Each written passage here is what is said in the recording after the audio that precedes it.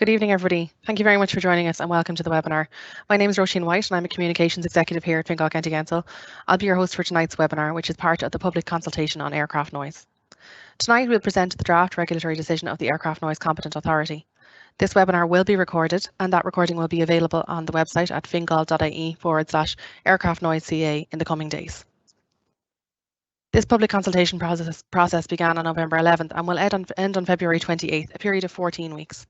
This period is to allow enough time for every person who is interested to review all of the content of ANCA's draft decision and to make a submission. Submissions can be made by individuals or by groups, such as residents or commercial associations who might wish to bring their comments together as one group. And we'd really welcome your views on every aspect of the proposals. You can share your views at consult.fingal.ie. We'll begin in a moment with a short presentation and then move on to a lengthy question and answer session. The purpose of tonight is to give you the opportunity to hear from the ANCA team and to ask your questions. If you have a question, please enter it in the Q&A box, which you'll find to the right of your screen. We'll do our very best to answer as many questions as possible this evening.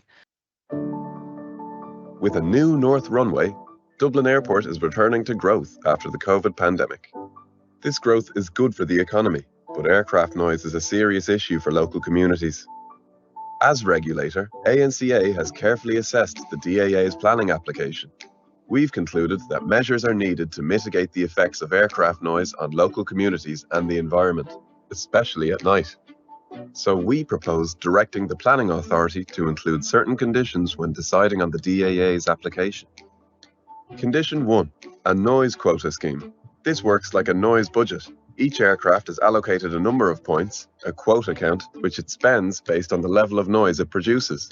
Planes with a high quota count will not be able to take off or land between the hours of 11 p.m. and 7 a.m. A total quota of 16,260 points is proposed for Dublin Airport. Condition 2, restricted flight activity between midnight and 6 a.m., although both runways may be used immediately before and after this period. This should cut down the noise so that locals can sleep better. Condition 3, a new residential sound insulation grant scheme. For households exposed to the highest levels of aircraft noise, this will provide finance to insulate their bedrooms. These measures balance the needs of the community with Dublin Airport's sustainable development, and we need you to tell us what you think in our 14-week consultation process. Review our proposals at consult.fingal.ie and visit the ANCA website at fingal.ie/aircraft noise CA.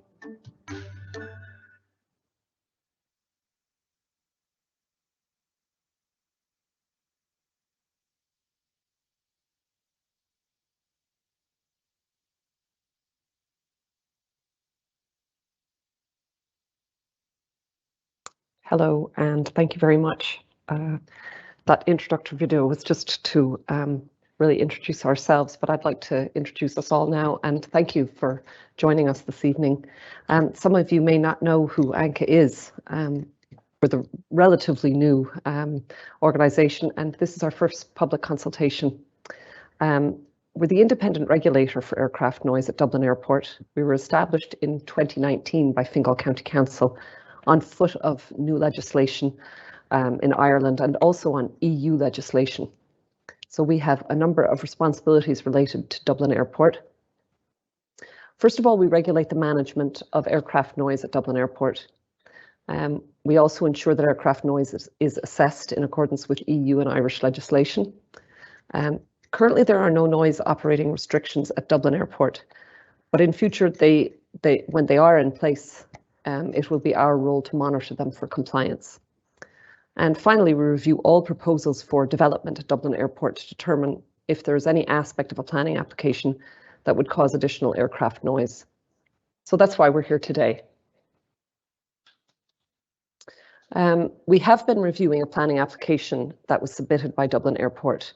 At the moment, there's no limit on the number of flights or the hours of operation at Dublin Airport. However, planning conditions will limit night flights when the new North Runway is completed. And it's these two conditions that it's two of these conditions that the DAA are looking to change. So we've undertaken technical studies to reach a draft decision, and we're now going out for public consultation on those aspects. So just to give a sense of the process, after we received the DAA's planning application, we carried out a thorough technical analysis on the aircraft noise aspects of it. We engaged international experts because this is quite a specialist field. And in fact, I'm going to introduce you to one of our experts shortly to give us a view of the environmental aspects. So our experts also bring sort of a noise management expertise as well as the environmental aspects. And they've helped us to assess the current and future noise environment at Dublin Airport. As part of the process, we've consulted with other relevant authorities, including the DAA, to ensure that our recommendations are practical. So following our detailed analysis, we've come up with a number of conditions, and these make up our draft decision. These recommendations will reduce the impact of aircraft noise on surrounding communities, while also providing for Dublin Airport to continue as an essential service for all of us, as a major employer and as a driver of Ireland's national economy. First of all, we're proposing a noise abatement objective for the airport. The DAA will achieve this noise abatement objective by adhering to 3 new conditions that we are recommending in this public consultation. I'll explain all of these now. So the noise abatement objective is the first of its kind in Ireland. It is a long-term plan to ensure the best management of aircraft noise at the airport. It considers the common good of all impacted stakeholders now and in the future. And it will also guide future decisions that are needed to manage the aircraft noise aspects of operation at the airport. So this noise abatement objective will serve to dramatically reduce the impact of aircraft noise in the long term. And in fact, it'll reduce aircraft noise at Dublin Airport by 50% in 2040 compared to the 2019 levels. So in terms of our 3 conditions that I referred to, we want to introduce a noise quota system or a noise budget for nighttime operations at Dublin Airport. Each aircraft is assigned a quota number using internationally recognized methods. So we're recommending that Dublin Airport be given a noise quota budget of 16,260 each year. To put this in context, this is somewhat similar to the amount of night noise that the airport generated in 2019 before the COVID pandemic. As part of this noise quota scheme, we're also recommending that aircraft with higher noise quota numbers will not be permitted to land or take off during the nighttime period of 11 p.m. to 7 a.m. So just to give another little bit on the noise quota system, aircraft are assigned a noise quota number ranging from 0 for very small aircraft up to 16 for the noisiest aircraft. Each time an aircraft takes off or lands, the airport's noise quota budget is used up, and according to each of the particular aircraft that take off or land. So condition 2 that we're proposing is regarding the restriction of night flights on the new North Runway between midnight and 6 a.m. So the existing permission refers to this as operating mode 7B. Some of you may be familiar with that. And this will reduce the impact of noise on all of the communities in the airport locality and provide certainty as to how nighttime operations will work on the runways.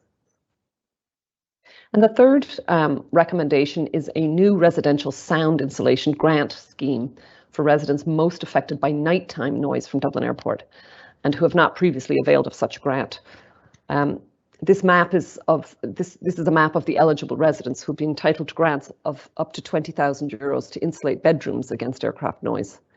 And this map is available on our consultation website in greater detail, and you can zoom in on it. So I suppose the next step is we're making this recommendation to the public, and through our public consultation, that all started on November 11th last. The consultation portal contains our reports, and we invite you to make a submission. We're also holding further webinars over the coming weeks, and throughout the consultation period, we'll consider all submissions received. And then we'll make our decision to direct the planning authority on the DAA's application. So I would encourage everybody to participate in the public consultation. So that's everything that I would like to just present to you with before I hand you over to Toby Gibbs. He's our environmental specialist, and he's going to just give a brief overview on the environmental aspects that we considered in the whole process of putting these recommendations together. Thanks, Etna, and good evening, everybody. Thanks for joining the webinar. So we've produced a strategic environmental assessment and a report, and that is specifically to comply with Irish legislation, namely environmental assessment regulations of 2004. This is because we regard the NAO and the DRD to be a plan or programme. So this environmental report contains an assessment of the NAO and the DRD and specifically their implications on wider environmental aspects, including, for example, heritage, biodiversity, air quality, carbon, and a variety of other environmental aspects. I think really importantly, the assessment has also helped to inform the options or the alternatives, including those related to, for example, runway preferences and operations that have been considered. And so those environmental matters that were identified as a result of the environmental report have then enabled information and informed the preferred NAO and DRD choices, as you'll see set out on the consultation website. I think similarly, it's important to say that the Birds and Habitats regulations of 2011 have also required that the NAO and DRD be subject to appropriate assessment. Now, this is an assessment of the effects of the NAO and DRD on important biodiversity sites, specifically these being known as Natura 2000 sites, and their special protection areas and special areas of conservation. And these are protected very heavily by European law. This assessment can be found in what's termed the Natura Impact Statement, which again is on the ANCA consultation website. So just to reiterate, you'll find a strategic environmental assessment environmental report on the consultation website, which relates to wider environmental matters and more specifically how those wider environmental matters have informed the development of the NAO. And you'll find a Natura Impact Statement on the consultation website, which relates specifically to the effects that could occur as a result of implementation of the NAO and the DRD on those really important Natura 2000 sites. So that was all I was going to say. Etna, back over to yourself. Thanks very much, Toby. And I'd also like to introduce our senior engineer to Joe Mahan to give us a very quick run through of the consultation portal, because there are questions coming in. Delighted to see that. But equally, we would encourage you to give us your thoughts in a submission if if you feel that you have something that we should really include or consider. So he's going to just take us through here when he has it up and running. Thanks. Thank you. So the stage we're at now, like Ethan has explained, we've carried out a very detailed noise assessment and we have made draft proposals. And what we want to do now is to take a step back and let everybody get involved now to explain to us what the operation of the airport means to them, what these proposals will mean to them, and make alternative suggestions as to how to best to address aircraft noise, if that's what you'd like to do. So we have made a lot of information available relating to our decision. It's on the portal consult.fingal.ie. This web page is the consultation portal that Fingal County Council uses for the vast majority of public consultations. It's open and transparent, and everybody can see what the submissions that are made. So what we're really strongly suggesting is that everybody goes in and looks at all the information in there. It runs to many, many volumes with many hundreds of pages. So these are not proposals that we have made lightly, but what we very much want now is people to go in and have a look at it. So when you go into this portal, this is our consultation. We have an introduction to what the consultation is. We have a description of the different things that we're consulting on. We're explaining why we're consulting, how long the period of consultation is. There's a lot of dates in there. We're going to have we really want to be able to interact as much as possible. What we really want to do now is explain what our decision means and why we have made the decision that we have made. So we will have we're starting the process with this webinar tonight. We will have a number of other webinars. We will also, we appreciate that this is a very technical and complex subject. A lot of people are well up to speed on the issues and a lot of people are new to them.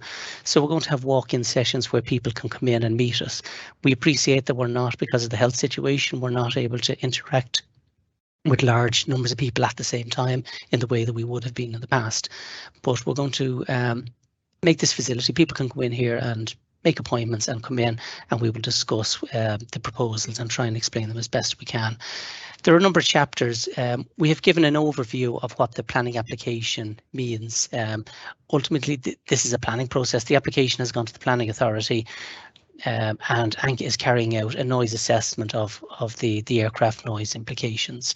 So if anybody really wants to get into all the planning documents, they'll go to the website of the planning authority. But we have an overview here of what it is that the airport are proposing. We have set a noise abatement objective for the airport, as previously mentioned. This is a first for Ireland and certainly a first for Dublin Airport, and this is really setting out the long-term strategy for managing noise at Dublin Airport. And for the first time in Dublin Airport, there are very real and measurable outcomes that must be delivered over the coming years. So we have some information on that and how it will be measured. We have also carried out a number of environmental assessments. We've carried out a strategic environmental assessment, an appropriate assessment, and the documentation related to those are in this site also. We have our draft regulatory decision. These are the measures that we're proposing that will be included in the final grant of permission, whether or not that's to grant or refuse. So these are the measures that we feel are necessary to regulate for, to make sure that the noise abatement objective for Dublin Airport is delivered. So our reports are in there. We have the draft regulatory decision itself, which contains the detail of what we're proposing. We have a supporting report that explains what we assessed, how we came to the decision, the draft decision that we did come to, and there's a lot of appendices with supporting information there. So we would strongly encourage people to interact with that material. We have we understand that noise is it's a complex issue to present to people. So what we have here is we have a little bit of information why we're using the metrics that we are using. We understand that there is a very wide array of noise metrics available. There's the instantaneous noise, and it's valid for people to want to know what that is. There's methods where you can compare different noise events from each other, because we all know that every aircraft has a different amount of noise. Some of them take longer to pass, some of them are noisier and quieter. So there are metrics. So we explain why we used the average metrics that we have. And this is a requirement in European legislation, that it's now a legal requirement that all aircraft noise assessments are carried out in a very standard way so that the outcomes can be compared across Europe.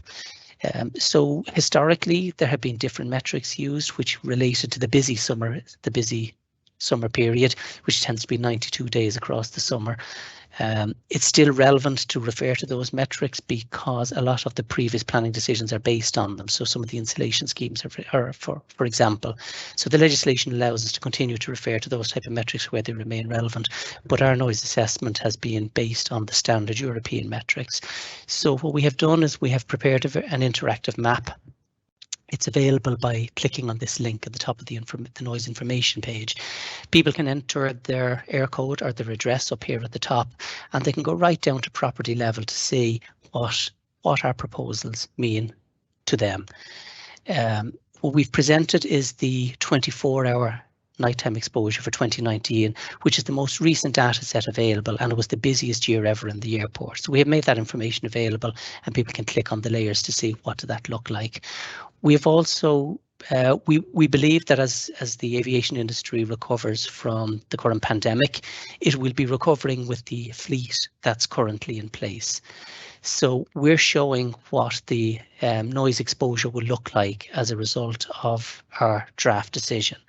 And our estimates suggest that 2025 will be the max noise year, that noise will increase up to 2025, and we want to show what that looks like. And by regulating now, what we're proposing is that over time the incentives will be in place for the airport to incentivize the deployment of the latest generation of fleets at Dublin Airport. So without the measures that we're proposing in our draft regulation, there's no incentive for the airport to do it. So we want to make sure that that happens. So those contours are there and people can have a look at.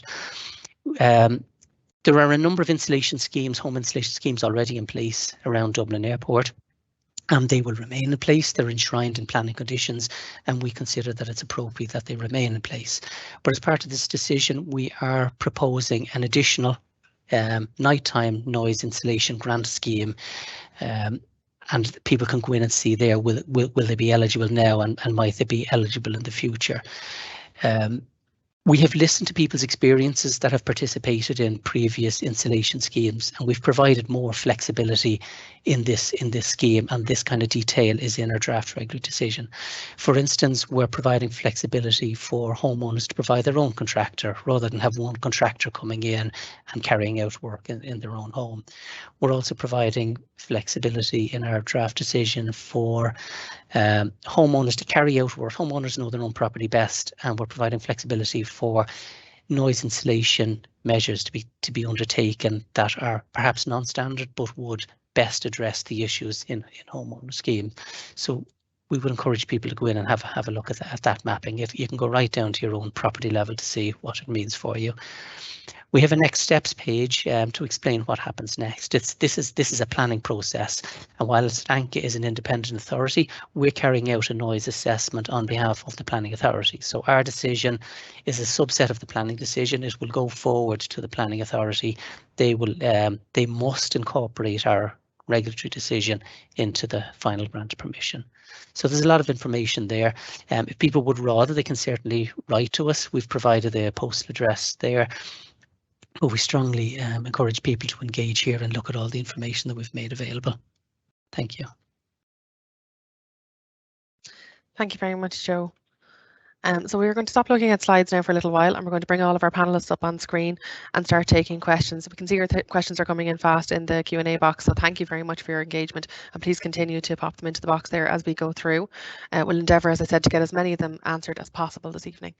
So the first question is for Ethna, and Ethna, that question is, can you explain the noise quota scheme and why is it only for nighttime? Yes, thanks, Roisin. So the noise quota scheme is like a budget for noise. It was for noise from aircraft. Each aircraft has a quota count associated with it, and each time an aircraft takes off or lands, this number is deducted from the annual quota count total assigned to the airport.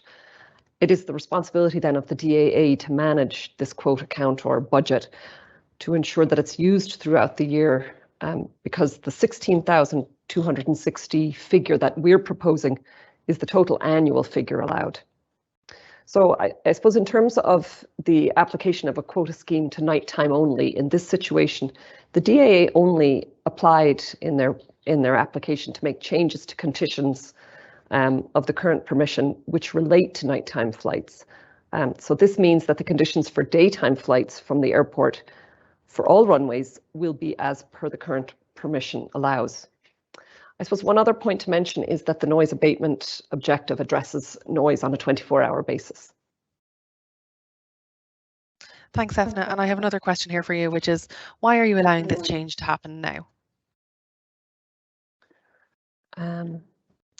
Well, the DAA submitted an application to change two of the conditions of the planning permission granted for the new North runway, and this draft decision relates directly to this application. So in response to their requests, we have thoroughly assessed them, and in fact, we looked at very many other scenarios. And what we are proposing, we believe, best meets the needs in a balanced way of all stakeholders. Thank you very much, Ethna. So the next question I'm going to put to Joe, which is, how does this draft decision align with the World Health Organization or WHO recommendations? Joe, if you'd like to take that one. Thank you. The noise exposure recommendations of the WHO are acknowledged by ANCA, and we have taken them into consideration in our draft decision.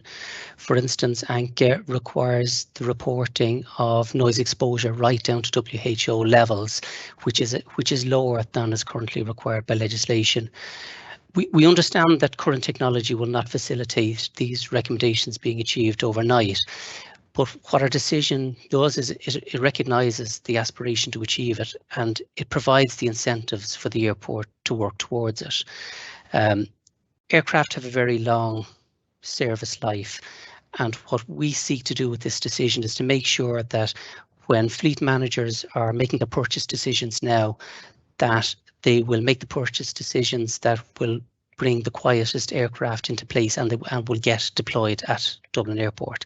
And by regulating, we are seeking to make sure that the standards are set out and that there is a very clear and measurable path to work towards noise reduction around Dublin Airport. Thanks, Joe. So with that, who enforces this decision and what will happen if the DAA don't comply? Joe, would you like to continue there? Yeah, with our draft decision, and particularly the noise abatement objective, we're setting very real and measurable targets for the reduction of aircraft noise exposure around Dublin Airport. And we believe that these targets are going to challenge the airport in a very meaningful way to both put in place measures and also incentives to make sure that these targets are achieved. ANCA will monitor the implementation of the measures in a regular decision, and we have the authority to do that. We will also monitor progress against the targets that we have set. And again, we have statutory authority to make sure that that happens.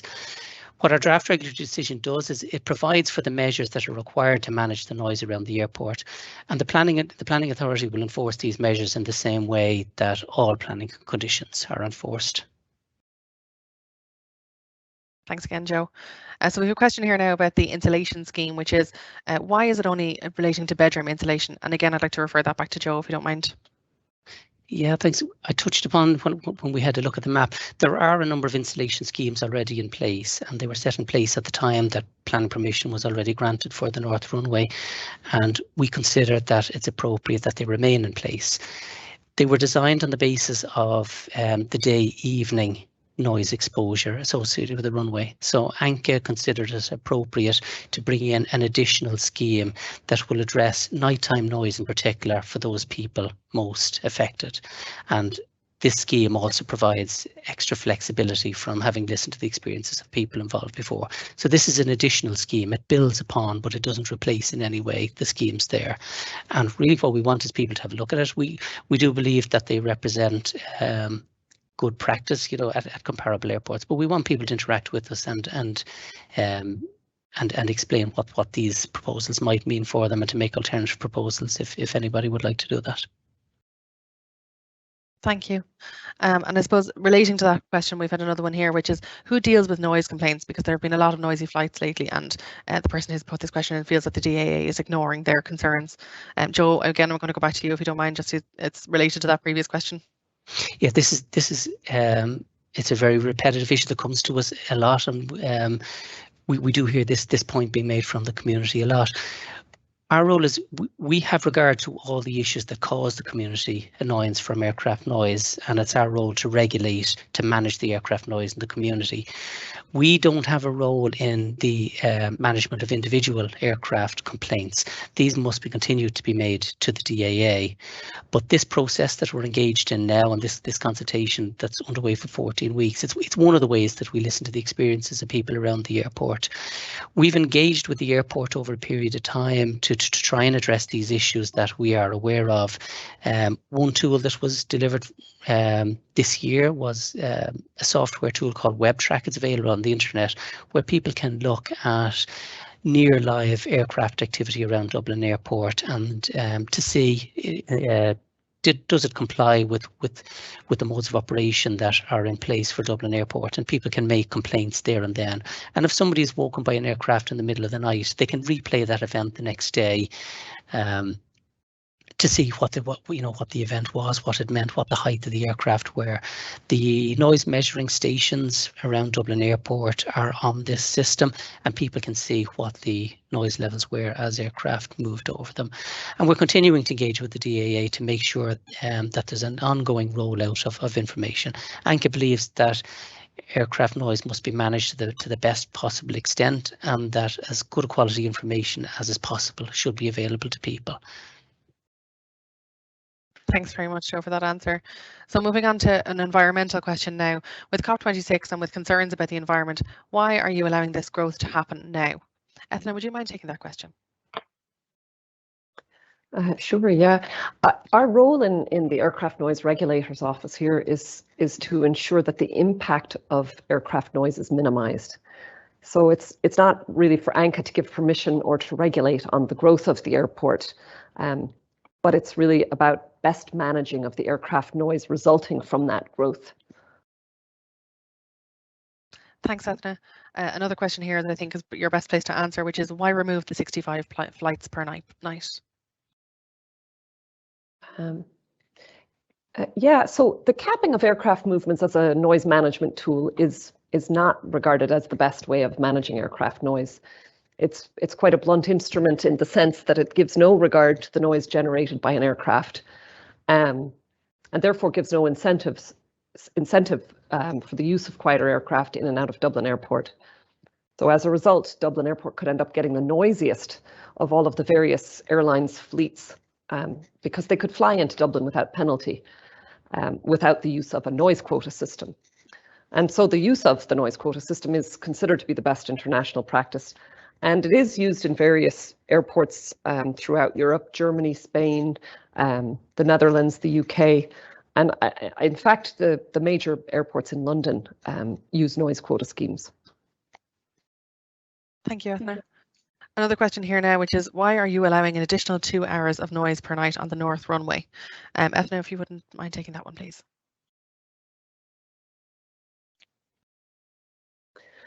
So by using the North Runway during these additional 2 hours, in other words, from 11 p.m. to 12 midnight and from 6 a.m. to 7 a.m., the number of people exposed to the most harmful level of nighttime noise would be reduced. That's what our analysis has shown us.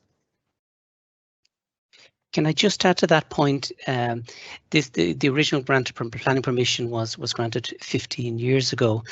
When we carried out our assessment, ANCA had regard to the communities that existed at the time that planning permission was made. We also had regard to all the new communities that have developed in the airport region since those years. And in our assessment, we've also had regard to the communities that have planning permission now and are likely to develop over the coming years. And what we tried to make sure in this decision is that all of the communities around the airport are given the maximum amount of protection, and by providing the flexibility to operate the runways in a way that minimises the noise exposure to the maximum amount of people, we have determined in our assessment that 2 hours, 1 hour either end of the night is the best way of achieving that. But we have maintained the link to the previous planning permission, and we are still proposing to continue limits on the North Runway. But this flexibility really that we're talking about, it arises from an assessment of all the communities around Dublin Airport. Thanks, Joe. I'm going to hold you there because we have another question that actually is kind of an addendum to that one, which is what exactly did the ANCA assessment entail? When we carried out this assessment, we examined all the available data relating to both the past and the future forecast of aircraft activity around Dublin Airport. We looked at the best management, the best noise management practices internationally to see what are the best options for Dublin. And this principle is very firmly enshrined in European law, that what works for one airport cannot be just lifted in a package and applied to another airport. What the legislation requires us to do is to look at all the best options and pick the ones that are required and best suited to the airport that's being looked at, and that's what we did. So in our assessment, we did identify some issues of concern, and what we have done is we've prepared a draft decision that makes provision to deal with those concerns. And as we described earlier, these are a scheme to measure and manage and reduce the aircraft noise rather than the activity, and this is a first for Dublin Airport. We're providing flexibility for the airport to be operated in a way that minimises the impact of the aircraft noise on all the communities, and we've made provision for the home sound installation. So the process now that we're continuing with is to provide for every person and organisation and building to make their views known and to influence the decisions that will shortly be made that will impact on how Dublin Airport operates into the future. Thanks, Joe. So we have another question come in here, which is, are the 2 runways going to operate simultaneously, so at the one time? Joe, can I put that one to you, please? Sure, ANCA doesn't have any role in the scheduling of aircraft. This is under the routing of aircraft is done by the air traffic operators. What we're providing for is the management of noise, but the original granted permission provides for a mode of operation called Operation Mode 7B, and we touched upon it in the presentation. And this provides for is aircraft have to take off and land into the west, and 70% of the time the wind is blowing from the west, so the aircraft will take into the west. And what the mode of operation that's permitted is that the dual runways can be used for takeoffs into the west.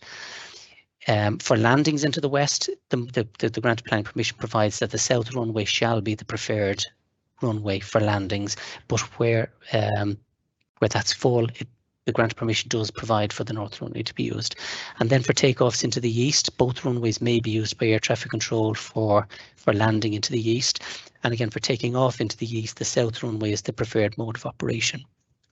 There's a smaller crosswind runway at Dublin Airport, which is used for two reasons at the moment. It's used for operational necessity to clear traffic.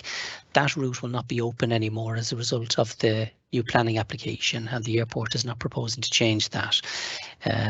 It can still be used for safety reasons, such as when there's a very strong crosswind, and that would typically happen when there might be a very strong storm blowing up from the south. So that runway can be used for safety reasons only. So ANCA don't have a role in the scheduling of aircraft. What we're trying to make sure is that when that the airport must manage all the aircraft activity to make sure that it's the noise that's managed and not the aircraft activity itself. Thanks, Joe, for that answer. So I have another question that I'm going to put to you in a moment, Joe, which was, why was 2019 chosen as the baseline reference year in the NAO? And the person who's put this question in has said that 2019 was the noisiest year on record, and the DAA exceeded their 32 million passenger cap in that year. 2018, they say, was also an unacceptable year with noise growing exponentially. Would you like to respond to that? Certainly. So I'm going to slightly work backwards and hopefully get to that point. What we're setting out here in very clear terms is the noise outcome that we want delivered over time. The technology just is simply not there to deliver the noise outcomes overnight that people around the airport would like. So we have set out very clear reductions in noise exposure that must be delivered by 2040. We've delivered we're proposing to regulate for a whole series of steps along the way for two reasons. One is to make sure that we work very progressively towards that target that we're looking for, and also so that we can know that we're on target or we're not on target. So those very clear steps are the way. So I'm going to suggest that to achieve that, we have to measure it against a fixed point in time, and it's not terribly important what that fixed point in time is. We can measure all those steps, and we can measure the final destination against any year. It really doesn't matter. What matters is we have a fixed point to measure back to. So the 2019 is the latest available data set, but we could just as easily have measured against 2018 and adjusted the percentage improvements that have to be made, because when we set the objectives that must be achieved, they must be achievable. We'd be deceiving people if we set targets that we don't believe can be achieved. So the targets that we have set out, we believe, will meaningfully challenge the airport, that they are going to have to work to achieve these. So there is no point in setting targets. So we can measure. We can measure where we want to get against any base year. That's really not the point. We have set out very clear targets, and we're using 2019 as the springboard to measure from. But it's not terribly important. There's no reason why we couldn't measure in 2018 or 2016. The important thing is where we're going to get to and what are the steps along the way. Thank you very much, Joe. So the next question I'm going to bring in Angela Dullahan, who's the planner from the ANCA team. Angela, can you tell us, did ANCA take on board the submissions to the planning process in this process? The submissions to the Planning Authority are part of a different process. The ANCA noise assessment and regulatory decision is a subset of that process. So for your submission or observation on the management of aircraft noise to be taken into account, we're urging you to make a submission within this 14-week period. And it's important that you keep your submission receipt. This is an important document. Thank you, Angela. Another question that I'm going to put to Joe in a moment, which is, the person who's put the question is concerned that the video shown tonight shows that there are noise mitigation measures already chosen to be put in place, and they're a very affected resident in the local area. They say that they've gone through the process with their local residents group and in securing the conditions 3 and 5 and 9 relating to protecting their homes. Is there anything you'd like to say in response to that comment? Yes, I know there is nothing that I could say that would underestimate what people closest to the airport experience, and that's very similar to airports, you know, right around the world. When we carried out this assessment, what the legislation requires very clearly is that there will be minimal interference with the European transport network. That's the starting point. And what the legislation provides is that only the necessary measures can be brought in that interferes with that free operation of the European transport network. We can only bring in measures only to the extent that are required to address particular issues at an airport, and that is what that's what we've done here. So really the starting point is that there should be no interference whatsoever, and ANCA is certainly of the view that that shouldn't be the case at Dublin Airport. So the airport, the region, the economy, everything has changed a lot since that grant of permission was brought in. So it was brought in for very good reason, but things have changed a lot. And ANCA is legally obliged to have regard to all the issues that are at play here in our assessment. And we're proposing to regulate rather than regulate for activity at the airport, we're proposing to regulate for outcomes, because other airports around Europe have already started the process of making the noisiest planes unwelcome. And these aircraft have a long shelf life, and fleet managers will push them to wherever they can as they become unwelcome. And we're proposing to not make Dublin Airport that place. We want to measure the noise and make sure that reduces rather than the activity. So we do recognise, and there is a legal requirement for us to recognise, that airports may have to grow over time. But what we're trying to make sure here is that they grow in the most sustainable way possible. And we do recognise that the airport is recovering from a noise pandemic, and it's recovering with the fleet that was in place in 2019. And there are old aircraft in that fleet. So what we're trying to make sure is that as they're replaced, the quietest aircraft will come to Dublin, and everybody will get the benefit of that. And there's certainly no doubting the fact that the people closest to the airport are bearing the biggest brunt of that noise. And the noise insulation schemes are in place for that reason, but that's the reason that we're addressing that condition. Thanks, Joe. I think Etna would like to add to that comment as well. Yes, thanks very much. Certainly in agreement with what Joe has just outlined there. I'd like to add also, there's a concern about the fact that it seems we have made our decision, and I'd like to really emphasize the word draft in this, because and in fact, that's why we really are keen to get your thoughts and views and have this webinar, and in every way we can draw attention to the fact that we've put proposals together in a draft regulatory decision. So I would really ask you, well, first of all, I would emphasize that this is draft. A decision has not been made.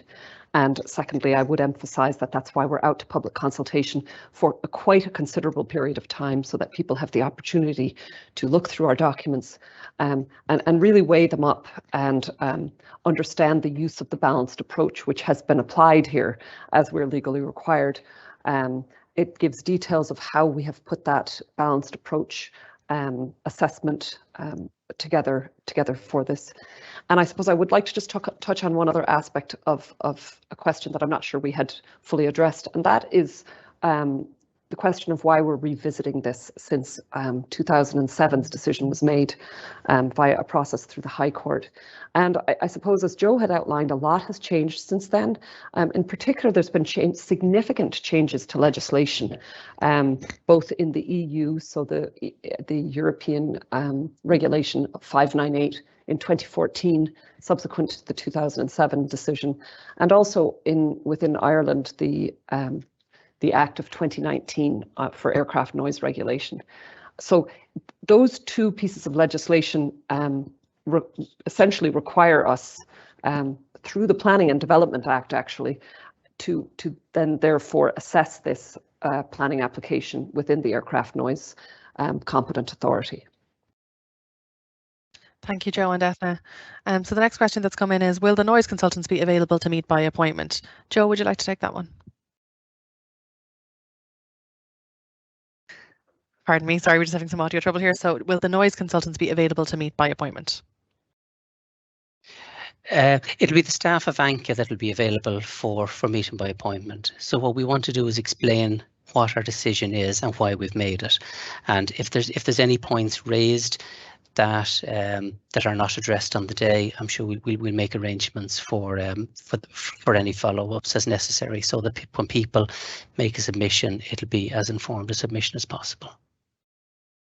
Thanks, Joe, for that clarity. Another question for you now, which is, have test flights started yet on the new North Runway? And if so, how many have been running so far?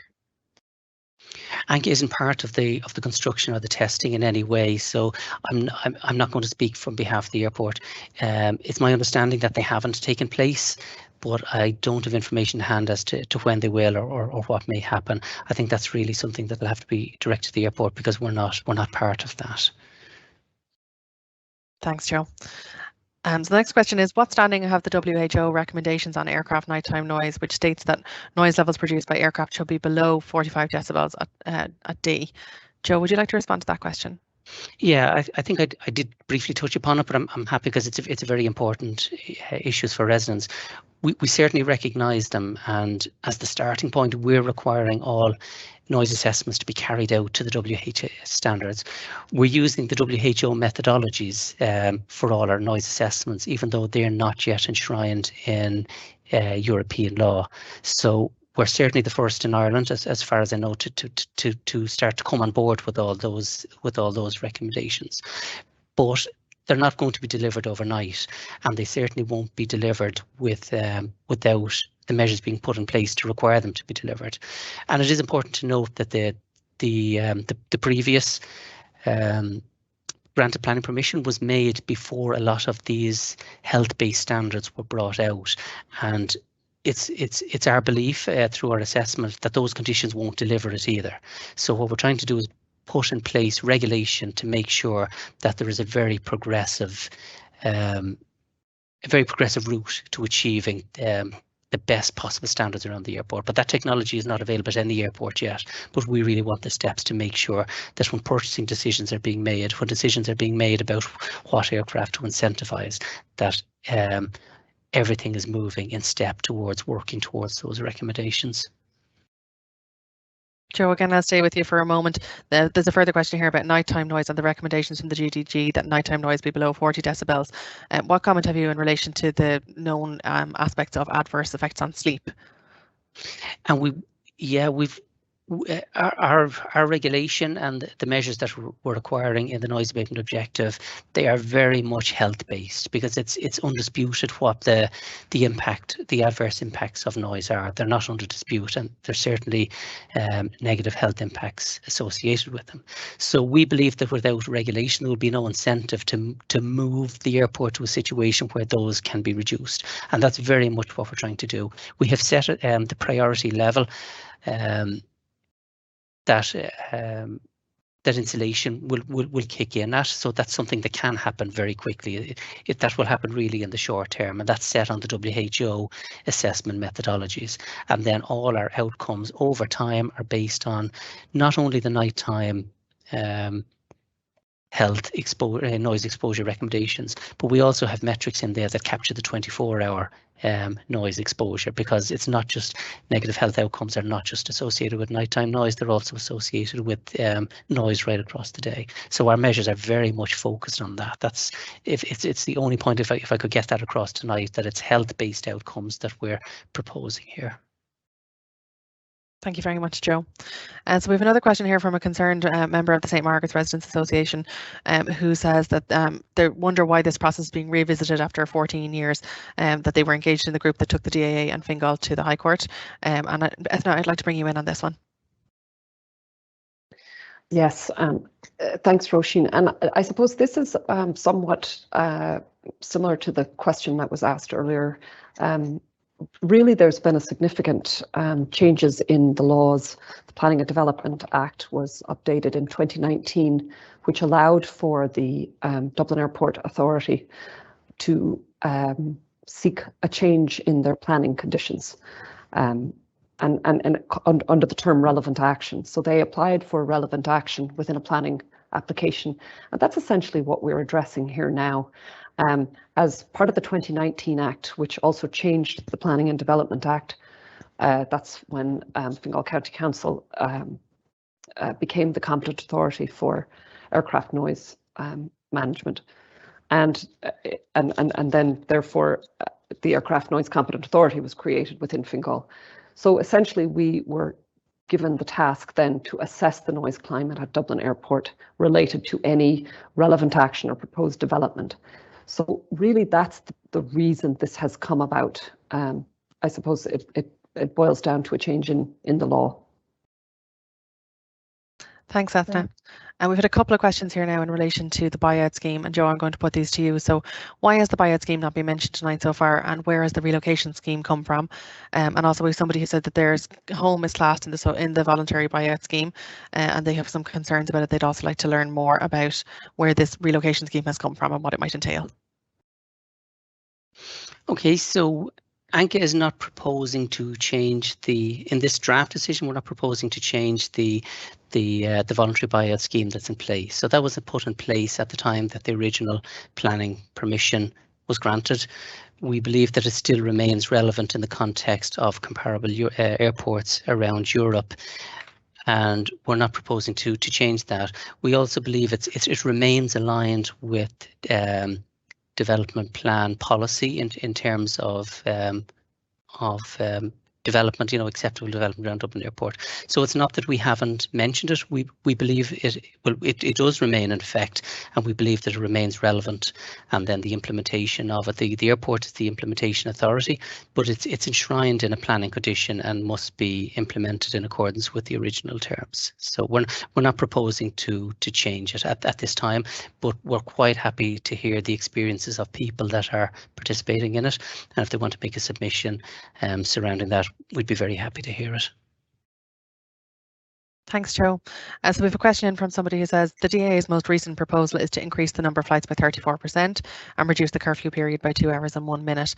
They've asked why is this happening when it doesn't appear to be in keeping with the balanced approach of the EU directive, specifically which is to protect the neighbouring community and in the interest of health and nighttime sleep.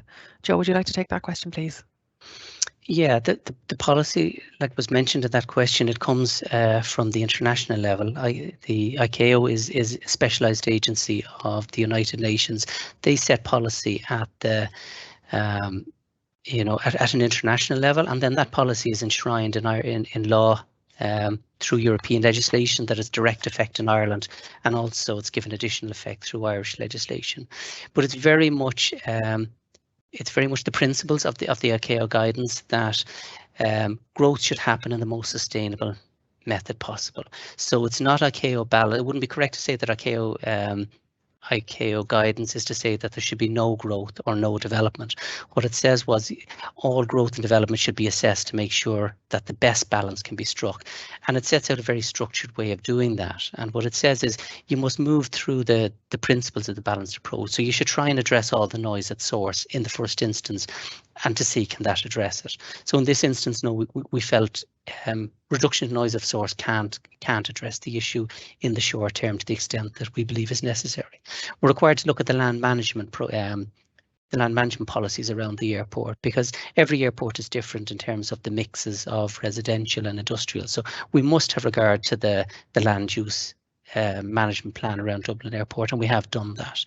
Then the next stage is to bring in noise mitigation measures, and an insulation scheme would be typical of that. That's a measure that can be brought in, and it's only if all of those measures will not address the issues to the satisfaction of the regulator that you can then bring in measures that restrict aircraft access to an airport. And we have gone that extra step here. So for the first time at Dublin Airport, we're proposing a hard stop on the amount of noise that can be produced at Dublin Airport. So certainly the airport has aspirations to grow as an airport, but we want to make sure that that growth is achieved in the most sustainable way possible, that it will not have the noisiest aircraft in its fleet at Dublin Airport coming and going. So there's a legitimate entitlement of the airport to apply to grow. And it's the role of ANCA to make sure that that happens in the most sustainable way possible and to regulate where we need to achieve that. And that's what we've done. We've made a draft regulation, and we want people now to tell us how we can, in their opinion, how we can best balance all those requirements. And this is not a matter of one group against another. It's not residents against the airport.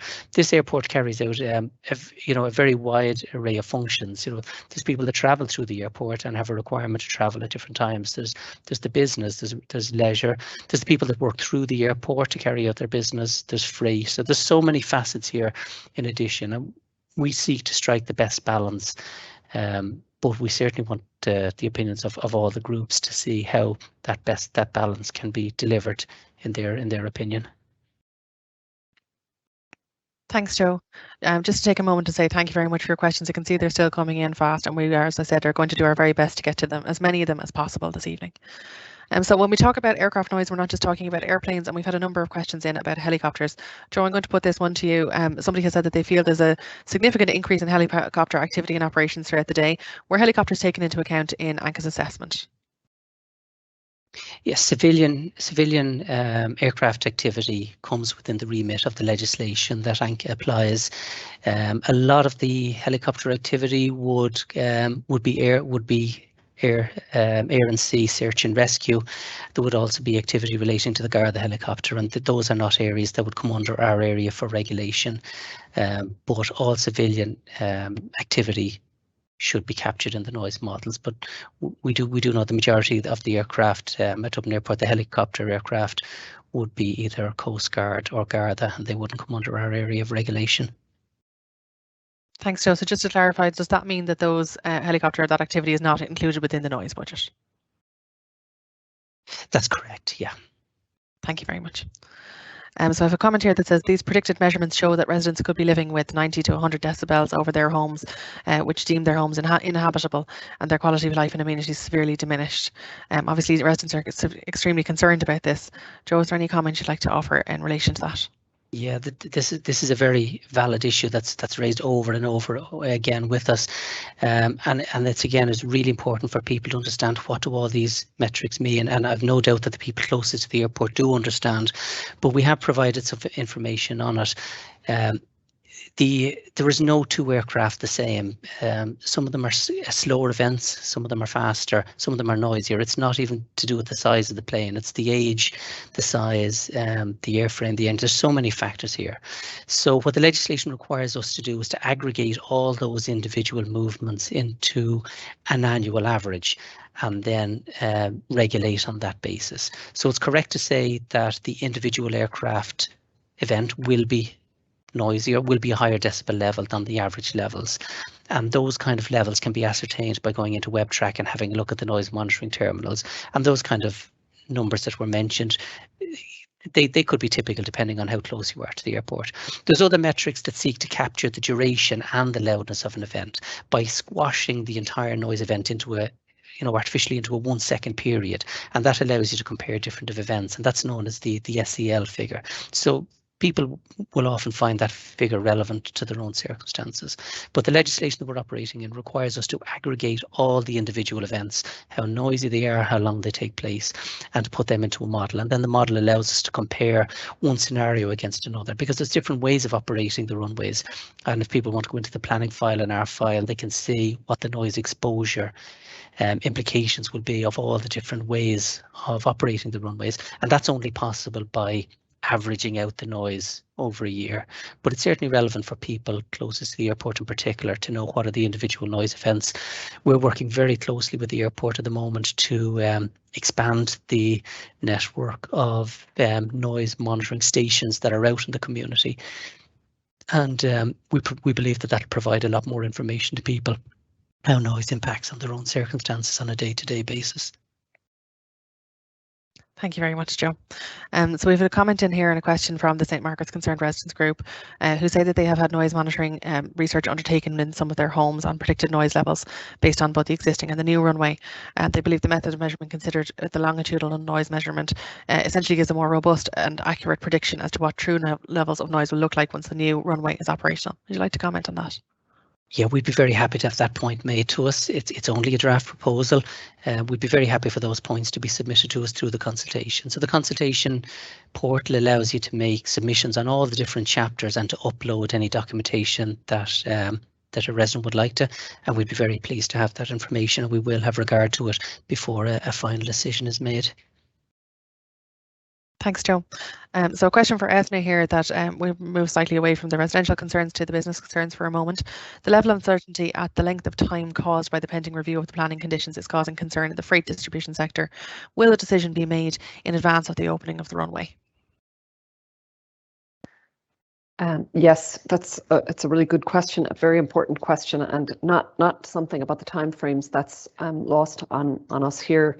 So the runway is currently scheduled to open in August of next year, and I suppose just to give a sense of the time frame, we received the planning application for the changing of these conditions at the very end of December last year, or the middle of December last year, and we carried out our assessment and sought and received further information on our assessments and on the details that DA had provided us in the following number of months. Now that we've completed our assessment to put us in the position where we can give the public the view of our proposed decision, we'll now follow the statutory time frame right up to the end of February with that.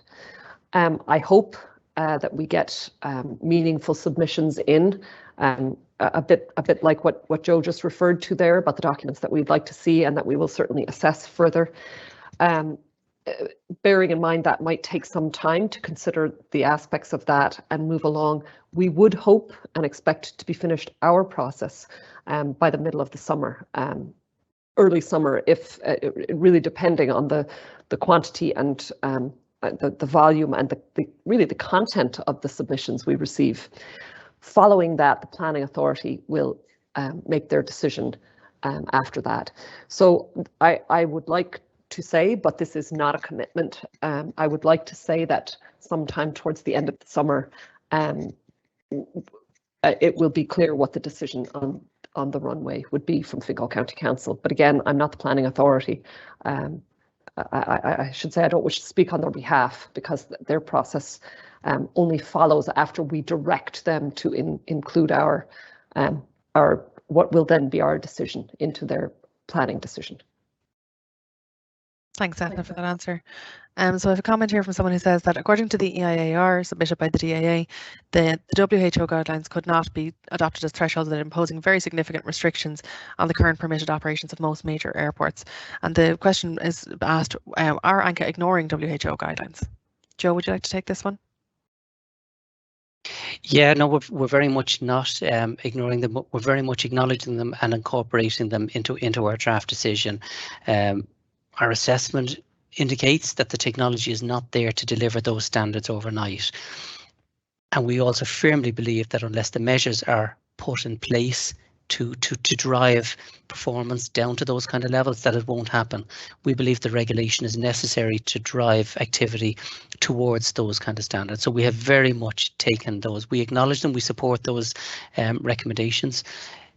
And we're proposing to regulate, to put in place measures that will improve the noise exposure. So we're looking to reduce the noise over 30%, 40%, 50%. They're very real targets, and they will challenge the airport, but we believe they can be delivered. But we also believe that unless we measure and manage the noise, that there will be no incentive to move towards that. But our noise assessment is very much a health-based assessment, and we have very much had regard to the recommendations of the WHO. Thanks, Joe. So we move to another question now, which is, it's proposed that flights for military and medical purposes are granted exemption. Can this be extended for integrated express cargo flights that carry medical equipment and other significant cargo for the Irish economy? These predicted measurements show that all residents will be living with 90 to 100 decibels over their homes. Pardon me, there seems to be an issue there with it. So the first part of the question was, it's proposed that flights for military and medical purposes are granted exemption. Can this be extended for integrated express cargo flights carrying medical equipment and other significant cargo for the Irish economy? Joe, I'll go back to you again if you don't mind. In our draft decision, we haven't made any provision for that, but we have no issue with a submission being made. We're not proposing, I'm going to just go back again to the point, we're not proposing to regulate for the number of flights or what's on those flights. What we're proposing to regulate is how the airport manages their noise. So these are certainly very important parts of activity that do happen through Dublin Airport, and we know they happen, but we're proposing that the airport manages its noise budget as it sees best. So we're looking for all that activity, to be facilitated, but for the noise of that activity to be managed. So we're not proposing for any exemptions along those lines, but we're open again to any submissions, and we will consider it. It's not something we've given consideration to, but we will if it's put before us. But at the moment, our strong belief is that the airport must manage the activity within their budget.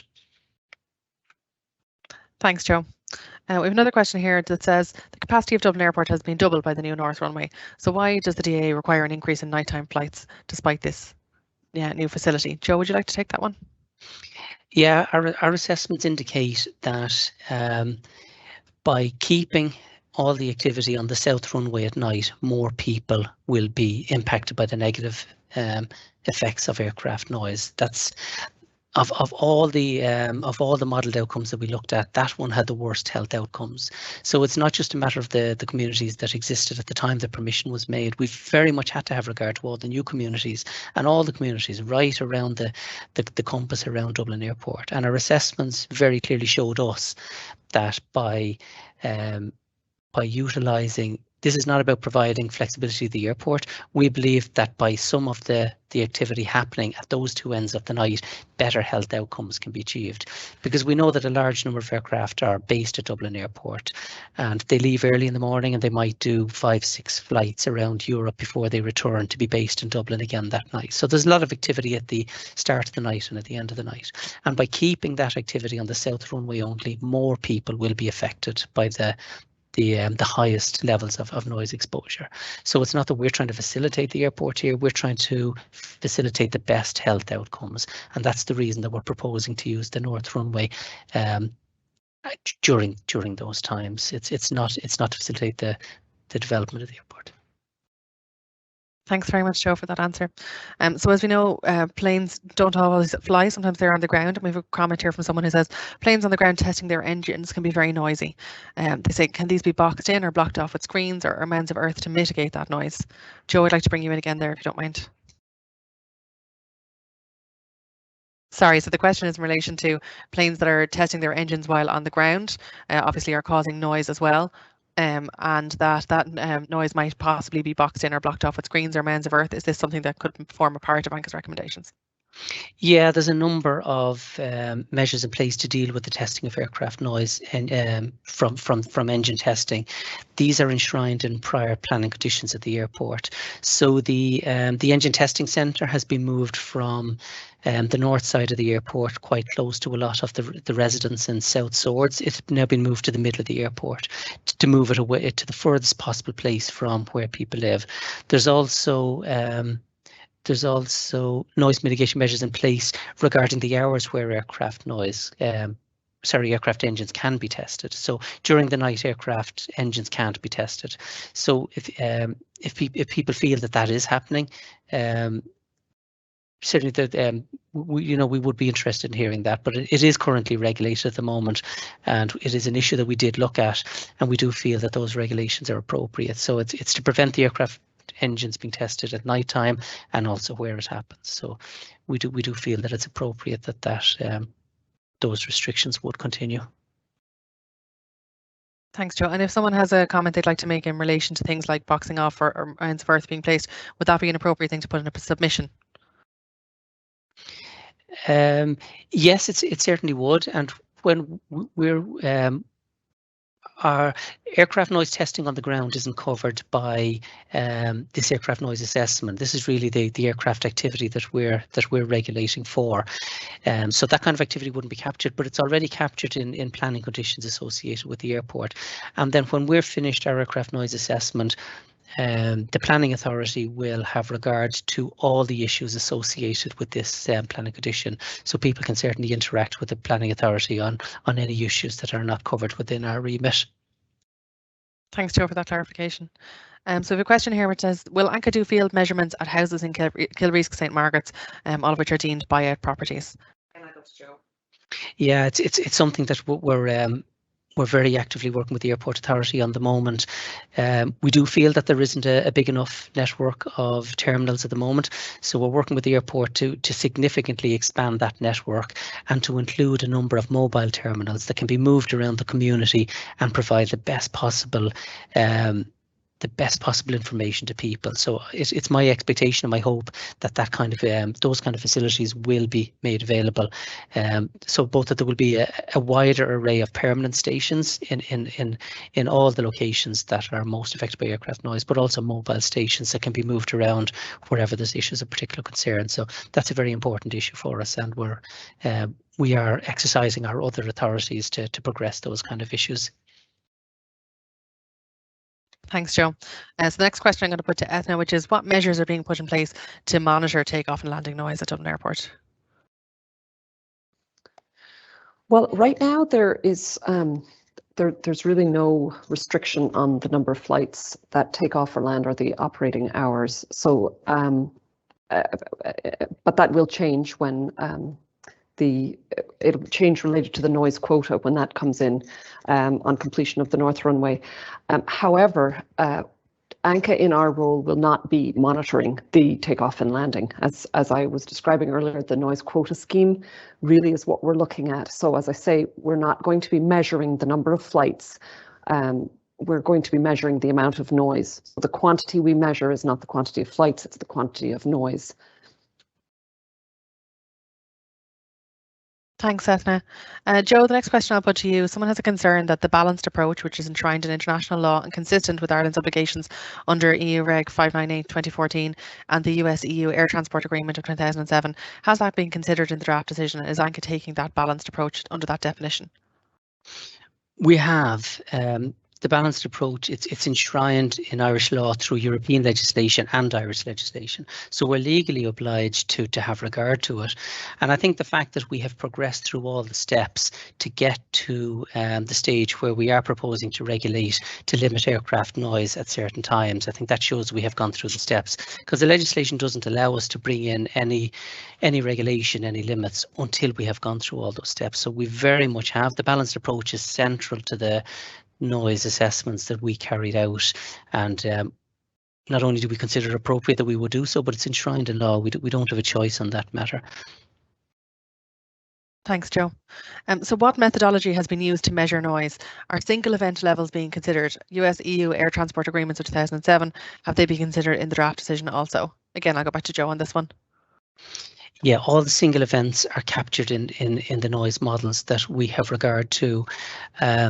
And all those single events, they capture the duration of each event, they capture the sound. So all those single events are captured in a very standard method of measurement called the SCL, and they're all aggregated into an annual average figure, and they're aggregated over all the periods of the day. So we have looked at the nighttime exposure, we've looked at the day, the evening, the nighttime periods, because the models that we use place an extra penalty on aircraft noise for the evening to recognise that it's a part of the day that causes additional annoyance when the ambient noise outside is settling and people are settling down for their tea, and then the nighttime noise carries an additional penalty in the models that we use. So absolutely, all of those individual events are captured. So we do two things in our assessment. We look backwards at the activity that has happened and has to be captured in the noise models, and those noise models are validated using the noise monitoring stations in the community. We look at the forecasting, what we believe is likely to happen into the future, and again, they're based on scenarios that with as reasonable a degree of certainty as is possible what's likely to happen in the future, what type of fleet is likely to be in place at Dublin Airport for all the years into the future. And then when it gets to the stage where we're monitoring the implementation and monitoring the targets, we're using models based on what actually happened. So whilst the forecasting is really important so that we can make our best possible decision into the future, what we will be measuring is what actually happens, and the noise models capture all of those single events in accordance. There's a very standard approach that's specified how all these events are to be captured and modelled, and that has happened in our assessment. Thank you very much, Joe. So the next question I'm going to put to Ethna, which is, are you willing to meet individually with affected residents? Is certainly, as Joe explained there, we have an appointment system set up, and we're happy to meet with you and to take you through details. Equally, we're happy to meet. I will stipulate that would have to be small groups because of our current concerns, but certainly if there are residents groups that would like to meet and that we can help clear through questions and the process we've taken and our draft decision, we'd be happy to meet with people. Thanks, Ethna. So another question here around operating procedures. Can operating procedures be changed to reduce the noise generated by individual aircraft? Joe, I'll put that one to you. Yes, they can, is the quick way. There are many ways. There are the 3 runways at Dublin Airport. There are conditions associated with the shorter crosswind runway, and the airport didn't apply to change those conditions, and they're quite restrictive. So we accept that those conditions are going to remain in place, and we're not proposing to change them. But there are a large number of ways that the remaining runways can be used, and each of those different modes of operation will have different impacts on different parts of the community. And it's a very valid thing for people to have a look at the different modes and see what it means for them, because that's really what people will do. They want to know what's the impact. So there are many ways of operating them. So what we looked at was the mode of operation that provided the best overall health outcomes, and that's the south runway for the majority of the night, but the use of the north runway and the south runway for part of the night. But it's a very valid thing for people to have a look at all the options that are there and to make alternative suggestions if they want to. But what we sought to do and what we presented is the outcome that we believe will affect the least amount of people with the significant levels of noise. But we're very open to people suggesting other modes of operation, because that flexibility is there. But when the decision is made, when our final decision is made, the airport is going to operate that in the future. But we're not specifying how they operate the runways within the times. What they will have to do is manage the noise that's generated. But we're very happy for people to engage with us on that issue. Thanks, Joe. So a commenter has noted here that you referred to the West and as being affected. What areas in the West will be mainly affected? Well, when I mentioned the West, it was primarily in the context of the wind blowing from the west. So the prevailing wind at Dublin Airport blows from the west. So the vast majority of the time, aircraft take off into the west. And what the mode of operation that's currently permitted is that air traffic control can use either runway for traffic taking off into the west, and then the traffic controller will route them onto their final destination, on their final route based on what the destination are. So traffic perhaps going to Scandinavia, the north of England, Scotland, will most likely turn to the right. Traffic going for Europe or the south of Ireland or Asia will most likely turn to the left. So the air traffic controllers, there's very fixed routes that the aircraft have to be put onto shortly after leaving Dublin Airport, but there is flexibility for the air traffic controllers to put the aircraft onto the runway that suits their destination best. But on landing, the south runway is the preferred runway for landings into the west, and then when it changes into the east, again the south runway is the preferred runway for takeoff. So people can have a look at the noise exposure contours. So when people see the longer contours, they're at all the levels, particularly for nighttime. We've modelled the noise right down to the WHO standards of 40 decibel. So people can look at all those contours and see, are they projected to be in the 40 to 45 band at night, 50, 55, 50, and all the way up to the highest levels. And they can compare that to the different scenarios to see, you know, what the impact is likely to be on where they live. And then there's a lot of information in the planning application for all the modes of operation that were considered, so people can have a look at those and see what the noise exposure is likely to be for their own area. Thanks, Joe. So we have a question here, a comment from someone who's very concerned about the longevity of air. Pardon me, I just managed to mute myself there. They say it's nonsensical to imagine that an aircraft will be less noisy when an aircraft span of life is 30 to 40 years. Are they expected to wait another 30, 40 years before living under less noisy aircraft? Toby, I'm going to bring you in to start that one if you don't mind. Yeah, we'll give Joe a break for a second there. Yeah. Now it's fair to say, of course, that the aircraft have a lifespan of 30 years and can be longer. But it's important to say that fleet replacement is, of course, progressive. And so fleet mixes do get quieter. The fleet mix that's operating today is not the same fleet mix that will be operating in 5 years' time. So although aircraft, of course, do have lifespan years, certain aircraft will be going out of service, very quickly, and we've seen that with the 747 aircraft over the last year as a result of the pandemic. We're seeing many more of those go out of service. So yes, absolutely right that aircraft have a lifespan of 30 to 40 years, but fleet mix replacement is progressive, and therefore over a period of 30 or 40 years time, you will see that fleet get much quieter. Thank you very much, Toby. So the next question I'll put to F now, which is, have you agreed to all the DAA requests in their application, and have you possibly given them more than they asked for? So essentially, there's the DAA, as you know, put in quite a detailed submission application, and we looked through the detail of everything they had submitted, and we, in answer, I suppose, directly to the question, we did not propose that they are given everything as they have asked for it. I would say in most cases of what they had looked for, we have been more stringent.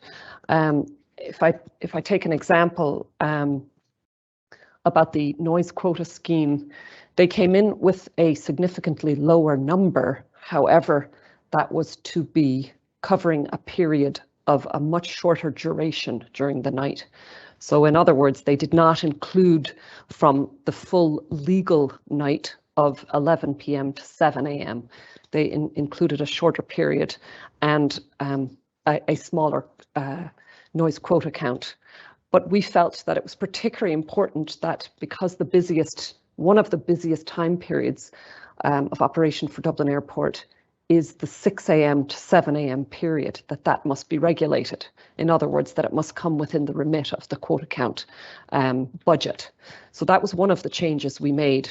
Another change we made was we introduced a complete ban, effective when the planning and permission is through, if it's approved, of any QC4 flights taking off and any QC2 flights landing. In other words, noisier planes, effective immediately once this, if this decision happens, as in other words, if the planning authority approved the planning permission with our conditions, that would be effective immediately. And then in 2030, we are also proposing that type of plane be even made more stringent. In other words, we move down to QC2 and QC1 planes being prohibited at nighttime.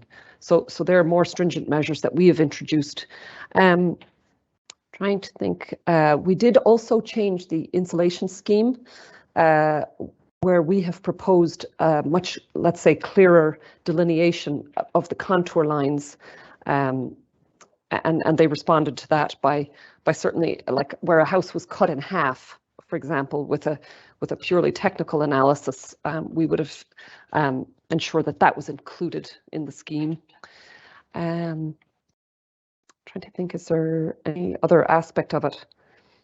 I think that's they're the significant ones. Now there certainly have been some other changes, but they're really the significant changes that we have made to what they have looked for.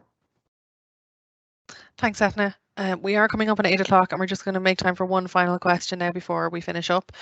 So what medical experts were used in the assessment? Joe, I'm going to put that one to you if you don't mind. Thank you. So there is a wealth of information available now as to what the health impacts of environmental noise are, and those kind of assessments are not disputed. Built upon those health assessments are all the priority levels where people's health should be protected at all those levels, and that's very much what ANCA did. So we have set all of our priority levels, both for noise insulation, for the airport to report to us the levels. It's all based on the undisputed levels of what level of noise is likely to is likely to present in the community, all the health impacts in the community. So it's not that we carry out the health impact assessments ourselves. We have carried out our assessments based on the legislation that accommodates all those health assessments, and we have set our all our priority levels based on the levels where those health impacts present in the community. Thanks very much, Joe, for taking that final question. Unfortunately, folks, we've come to the end of our presentation for this evening, and we can't thank you enough for being so full of voice in your comments and in your questions. It really is massively helpful. We'd like that now to try and translate into submissions.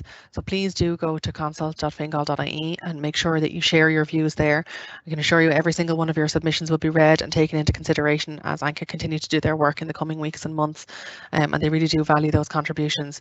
As has been said a number of times this evening, of course, they'll also be willing to meet with residents. You can book an appointment through that same address, so it's consult.fingal.ie. The content of tonight's webinar has been recorded and we'll be sharing that on our website over the next couple of days. There will also be further webinars. There are some planned for January and February, and you can register for those now if you'd like to do so and join us again on those occasions. And again, you can register for those through the Consult portal. Please don't forget that the date for closing of submissions is February 28th, 2022. It is a 14-week consultation period to allow people to have as much time as they may need to fully review the material and make a meaningful submission, and we'd encourage you to do that, please. And if you have any further questions or comments, the ANCA team can be contacted through the Consult portal. Thank you all very much for joining us tonight. Thanks to the panel, to Ethna for presenting, to Joe, Toby and Angela for taking questions. And thank you also to our production team who have made it possible for us to have this meeting with you this evening despite COVID restrictions. Again, thank you all very much for attending, and we look forward to reading your submissions as they come in. Good night.